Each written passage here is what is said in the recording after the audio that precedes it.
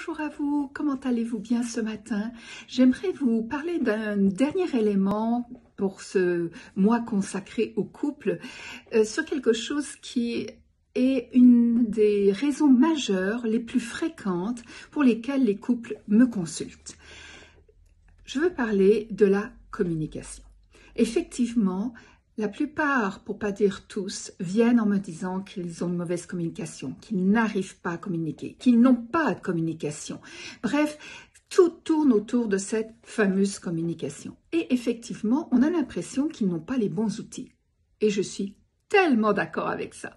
Effectivement, la plupart des couples que je vois, et je peux dire la majorité autour de nous, n'ont pas les bons outils. On ne nous les apprend pas à l'école. Et pourtant, Dieu sait si des personnes se sont battues pour ça, pour que ça soit enseigné. Malheureusement, ça ne fait pas encore partie des programmes scolaires.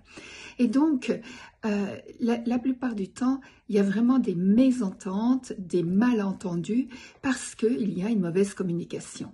Et ce qui ressort en majorité, c'est que lorsqu'il y a un conflit, une frustration, un énervement d'un côté, la personne va aller en parler à l'autre, en lui faisant des reproches, bien sûr, en lui expliquant ce qui ne va pas, en lui disant ce qu'elle aimerait à la place, mais sur un ton de reproche, d'une part, et l'autre, ce qu'il fait, se sentant attaqué, il se met sur la défensive, il fourbit ses armes dans sa tête, il écoute à moitié, il prépare ses arguments, et donc la communication entre l'un et l'autre, tourne en eau de boudin, et la plupart du temps n'aboutit pas à des choses intéressantes. Et même, je dirais, ça passe d'un sujet à un autre, et ça fait ce que j'appelle la marguerite, parce que chacun va contre-argumenter, puis amener, et puis toi, pour quand tu es ceci, et puis toi, au lieu de vraiment écouter. Et c'est ça la base. Dans un couple, si vous n'apprenez pas à écouter, qu'est-ce que l'autre dit quand il dit ce qu'il dit?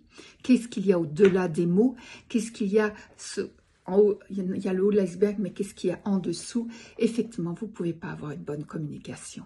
Apprenez à écouter et à comprendre ce que veut vous transmettre l'autre avant de monter sur vos grands chevaux. Sur ce, je vous souhaite une très bonne journée.